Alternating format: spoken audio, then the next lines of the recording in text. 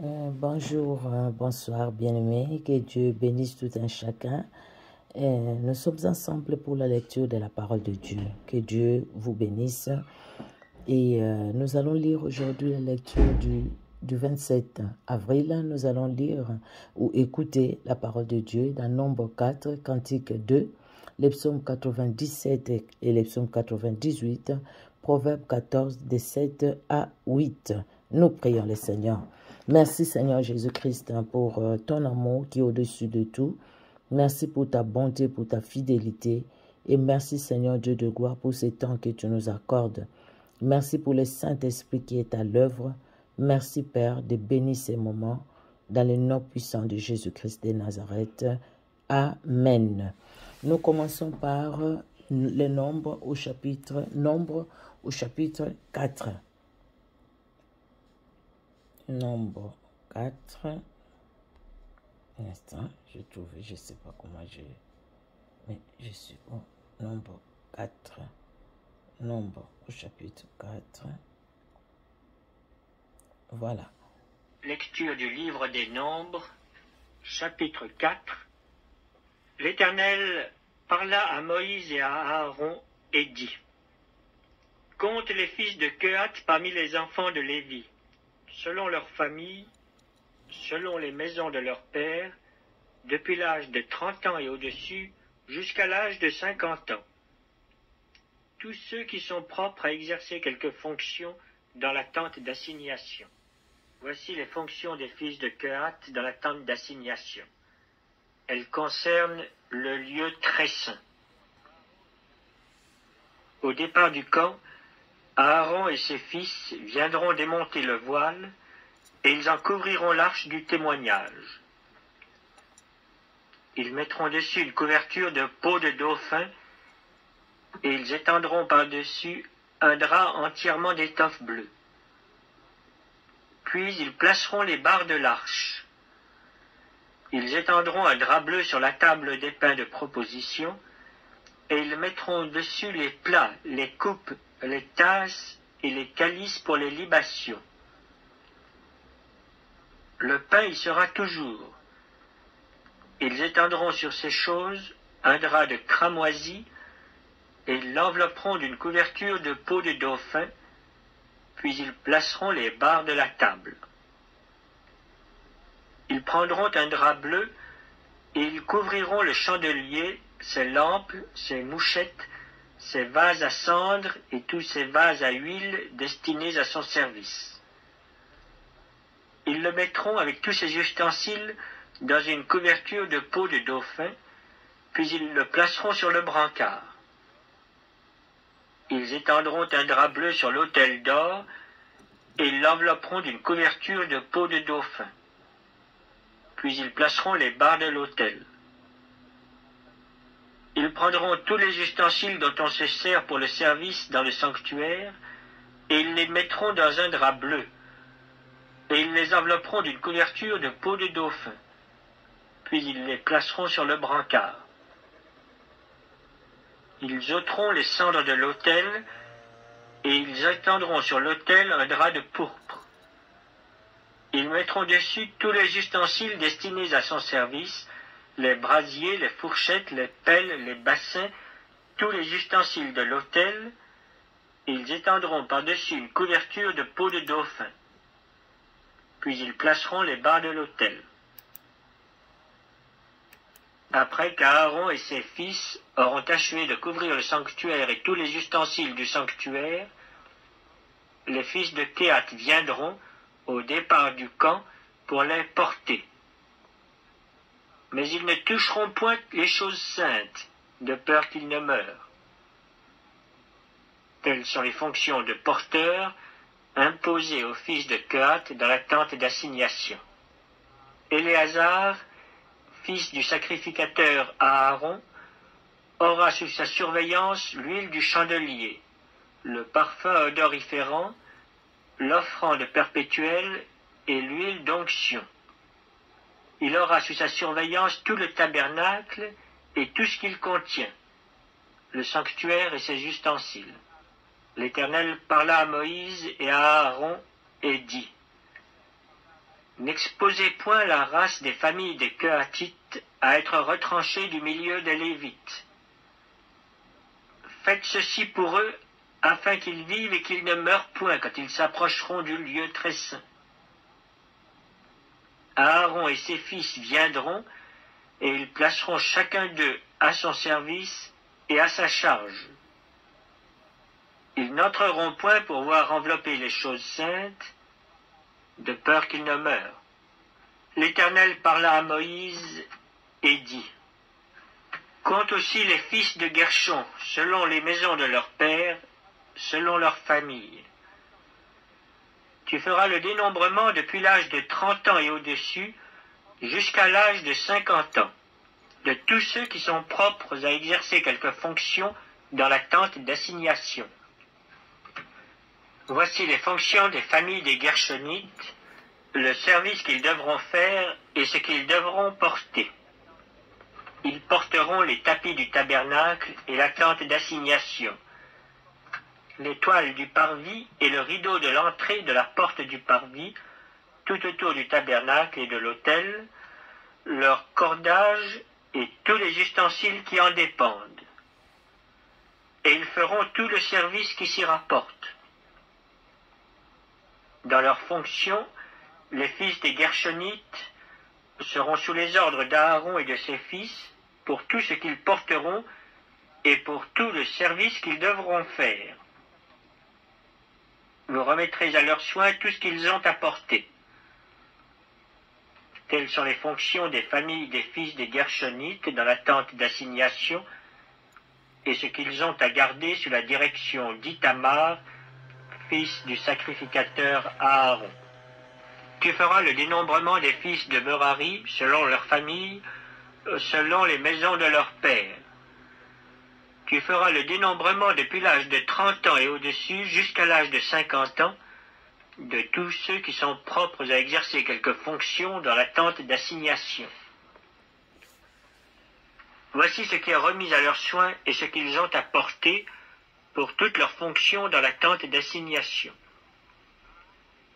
Les planches du tabernacle, ses barres, ses colonnes, ses bases.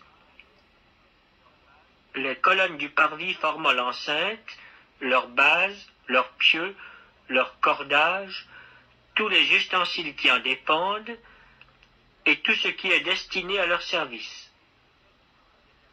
Vous désignerez par leur nom les objets qui sont remis à leurs soins et qu'ils ont apportés. Telles sont les fonctions des familles des fils de Merari, toutes leurs fonctions dans la tente d'assignation sous la direction d'Ithamar, fils du sacrificateur Aaron. Moïse, Aaron et les princes de l'assemblée firent le dénombrement des fils de Kehathites selon leurs familles et selon les maisons de leurs pères, de tous ceux qui depuis l'âge de 30 ans et au-dessus jusqu'à l'âge de 50 ans étaient propres à exercer quelque fonction dans la tente d'assignation. Ceux dont ils firent le dénombrement selon leurs familles furent 2750. Tels sont ceux des familles des Kehathites dont on fit le dénombrement, tous ceux qui exerçaient des fonctions dans la tente d'assignation. Moïse et Aaron en firent le dénombrement sur l'ordre de l'Éternel par Moïse. Les fils de Guershon dont on fit le dénombrement selon leurs familles et selon les maisons de leurs pères, depuis l'âge de 30 ans et au-dessus jusqu'à l'âge de 50 ans, tous ceux qui étaient propres à exercer quelque fonction dans la tente d'assignation, ceux dont on fit le dénombrement selon leurs familles, selon les maisons de leurs pères, furent 2630. Tels sont ceux des familles des fils de Guershon dont on fit le dénombrement, tous ceux qui exerçaient des fonctions dans la tente d'assignation. Moïse et Aaron en firent le dénombrement sur l'ordre de l'Éternel. Ceux des familles des fils de Merari dont on fit le dénombrement, selon leurs familles, selon les maisons de leurs pères, depuis l'âge de 30 ans et au-dessus jusqu'à l'âge de 50 ans, tous ceux qui étaient propres à exercer quelque fonction dans la tente d'assignation, ceux dont on fit le dénombrement selon leurs familles, furent 3200. quels sont ceux des familles des fils de Merari dont on fit le dénombrement. Moïse et Aaron en firent le dénombrement sur l'ordre de l'Éternel par Moïse.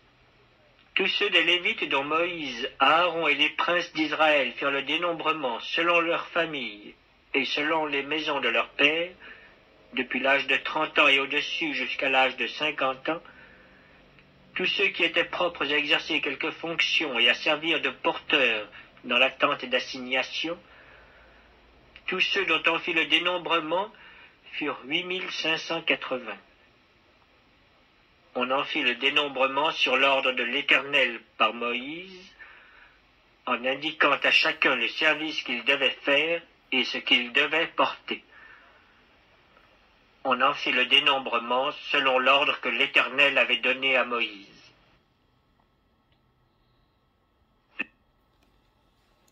Nous allons aller au livre des Cantiques, Cantiques au chapitre 2. Cantique des Cantiques, chapitre 2. Voilà.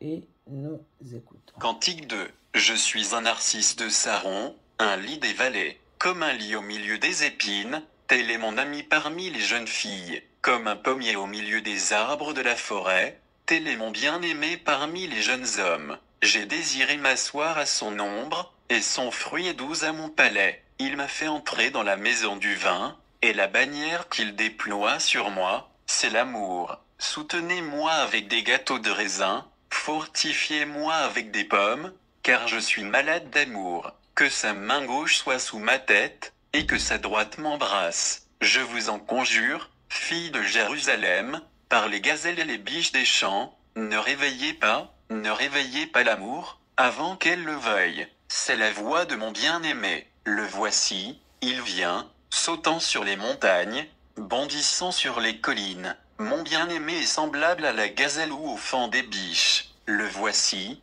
il est derrière notre mur, il regarde par la fenêtre, il regarde par le treillis. Mon bien-aimé parle et me dit, lève-toi, mon ami, ma belle, et viens, car voici, l'hiver est passé, la pluie a cessé, elle s'en est au le accent aigu, les fleurs paraissent sur la terre, le temps de chanter est arrivé, et la voix de la tourterelle se fait entendre dans nos campagnes. Le figuier embaume ses fruits, et les vignes en fleurs exhalent leur parfum. Lève-toi, mon ami, ma belle, et viens, ma colombe, qui te tient dans les fentes du rocher, qui te cache dans les parois escarpées, fais-moi voir ta figure, fais-moi entendre ta voix, car ta voix est douce, et ta figure est agréable. Prenez-nous les renards, les petits renards qui ravagent les vignes, car nos vignes sont en fleurs. Mon bien-aimé est à moi, et je suis à lui, il fait paître son troupeau parmi les lits. Avant que le jour se rafraîchisse, et que les ombres fuient, reviens, sois semblable, mon bien-aimé, à la gazelle ou au faon des biches, sur les montagnes qui nous séparent. Cantique 2.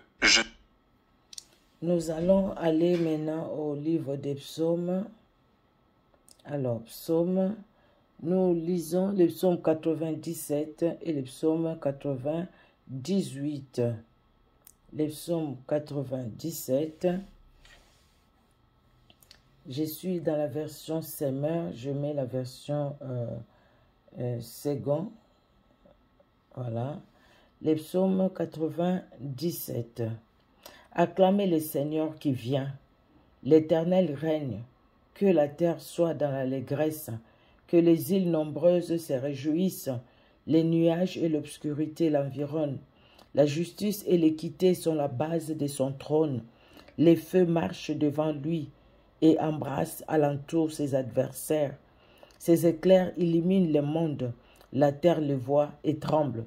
Les montagnes se fondent comme la cire devant l'Éternel, devant le Seigneur de toute la terre. Les cieux publient sa justice et tout le peuple voit sa gloire. Ils sont confus, tous ceux qui servent les images, qui se font gloire des idoles. Tous les dieux se prosternent devant lui. Sion l'entend et se réjouit. Les filles de Juda sont dans l'allégresse à cause de tes jugements, ô Éternel. Car toi, Éternel, tu es le Très-Haut sur toute la terre. Tu es souverainement élevé au-dessus de tous les dieux avec petit d. Dieu, tu es élevé. Alléluia. Vous qui aimez l'Éternel, haïssez le mal. Il garde les âmes de ses fidèles. Il les délivre de la main des méchants. La lumière est sémée pour le juste et la joie pour ceux dont le cœur est droit. Juste, réjouissez-vous en l'Éternel et célébrez par vos louanges sa sainteté. Alléluia. Réjouissons-nous, nous sommes justifiés par le sang de Jésus. Alléluia. Le psaume 98. Le Seigneur est roi, il est l'unique vrai Dieu avec grand D. Psaume, chantez à l'Éternel un cantique nouveau, car il a fait des prodiges. Sa droite et son bras saint lui sont venus en aide. L'Éternel a manifesté son salut, il a révélé sa justice aux yeux de nations. Il s'est souvenu de sa bonté et de sa fidélité envers la maison d'Israël.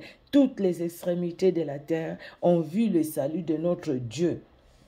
Poussez vers l'Éternel des cris de joie, vous tous habitants de la terre, faites éclater votre allégresse et chantez. Chantez à l'Éternel avec la harpe, chantez des cantiques, avec des trompettes et au son du cor. Poussez des cris de joie devant les rois éternels. Que la mer retentisse avec tout ce qu'elle contient, que le monde, ceux qui y habitent, éclatent d'allégresse, que le fleuve batte les mains, que toutes les montagnes poussent des cris de joie devant l'Éternel, car il vient pour juger la terre, il jugera le monde avec justice et le peuple avec équité. Gloire et louange à notre Dieu. Il est bon, il est redoutable d'adorer, d'honorer. Les seigneurs, les psalmistes demandent même à la créature, les autres créatures, d'adorer les seigneurs, même à la mer, de frapper les mains. La mer n'a pas de main, mais la mer loue Dieu. Alléluia. Toute la créature, même les oiseaux du ciel, tous les matins, ils remercient les seigneurs. Et toi et moi qui sommes des humains, créés à l'image et à la ressemblance de Jésus-Christ de Nazareth, nous devons les louer, nous devons les glorifier parce qu'il est Dieu. Alléluia, alléluia. Nous allons dans le dernier passage bien-aimé, c'est le Proverbe 14, de 7 à 8. Éloigne-toi de l'insensé. Ce n'est pas sur ses lèvres que tu aperçois la science. La sagesse de l'homme prudent, c'est l'intelligence de sa voix. La folie des insensés, c'est la tromperie. 7 et 8. Éloigne-toi de l'insensé. Ce n'est pas sur ses lèvres que tu aperçois la science. Bien-aimé, l'insensé amènera toujours dans le mal. Les mauvaises compagnies corrompent les bonnes mœurs. L'insensé t'amènera toujours dans ce qui est dans des choses qui ne glorifient pas le Seigneur. C'est pas là que tu vas apprendre quelque chose.